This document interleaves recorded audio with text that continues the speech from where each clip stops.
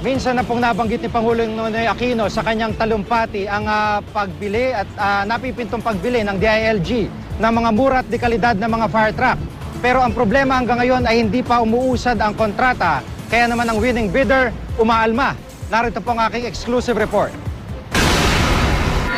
Tayo na isang minuto. Sa eulogy ni Pangulong Nonoy Aquino sa burol ng yumaong si DILG Secretary Jesse Robredo, nabanggit ito ang estilo ng pamamahala ng kalihim sa Naga na kanyang naisalin sa national level. Isa sa mga napagtuunan ng pansin ng Pangulo ang mga pagbabago sa Bureau of Fire Protection, kung saan sa pamamahala ni Robredo, mura at dekalidad na fire trucks ang makukuha na ng DILG.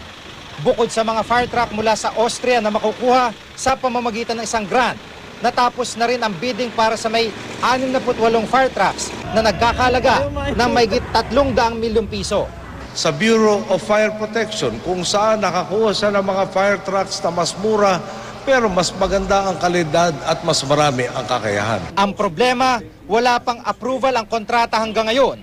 Hindi inaprubahan ni BFP OIC Chief Superintendent Samuel Perez ang rekomendasyon ng Bids and Awards Committee o BAC na ibigay ang kontrata sa lowest bidder, ang joint venture ng Commonwealth Trading at Hubei Jiang'an Special Automotive Company.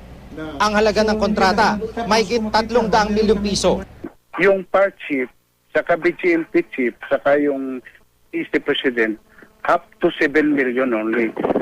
Above 7 million, it's the Secretary of the LG ang may authority to approve the same sa procurement. Talagang approving authority yan si Secretary based sa inisyon niya na circular. No? Yan, in the exercise ng kanyang command, supervision, and control under Republic Act 6975 o DILG Act. Hindi naman yon sa procurement law. Kundi yung ang command, control, and supervision over resources. Pag sabi resources, material, saka yung personnel, human resource ng DILG. And we have to follow and to comply. Kaya ipinasa ni Perez sa DILG ang pagdidesisyon, pero pinalagan ito ng legal service. Sa isang legal opinion, sinabi nito na makagagawa lamang sila ng aksyon kung inaprubahan na ng hepe ng BFP ang kontrata. Pero kung disapprove naman ito, sa level pa lang daw ng BFP, kaya na itong resolbahin. Nakalive ngayon si Perez at si Chief Superintendent Ruben Biaris, ang OIC ngayon ng BFP. Siya ang dating chairman ng Bids and Awards Committee na namuno sa bidding ng mga fire trucks. Kung siyang tatanungin, naging transparent sila at patas sa naturang bidding.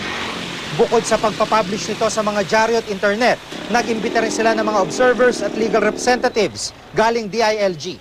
Above the board transaction. Ibig sabihin, duman sa tamang proseso sa Bids and Awards Committee, na-publish yan sa sa PhilGips.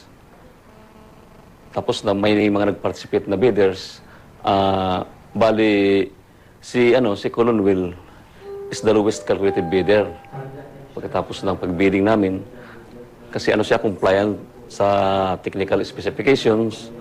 Bintay sa gobyerno dahil yung matitipid na almost 114 million ay pwede pang maibilis ng another fire trucks na maa-addressan yung aming kakulangan ng fire trucks sa buong Pilipinas na at present more than 600. Ang Commonwealth Trading na nanalo sa bidding ng fire trucks, nagtataka raw kung bakit ang isang lehitimong proseso ay hindi matuloy ng pamahalaan. Ipinakita pa ni Attorney Clarissa ang kanilang Certificate of Compliance. Ang importante, kami ang panalo sa bidding na ito. Nag-offer kami ng mag-provide ng fire trucks na moderno, meeting the specifications laid down by the Bureau of Fire Protection. At ang aming bid ay lower than 118 million compared to the ABC.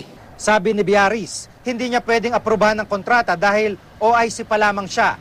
Siya rin daw ang namuno ng BAC dati, kaya maaring ito ay conflict of interest. Kaya humingi siya ng abiso mula kay bagong talagang DILG Secretary, Mar Rojas.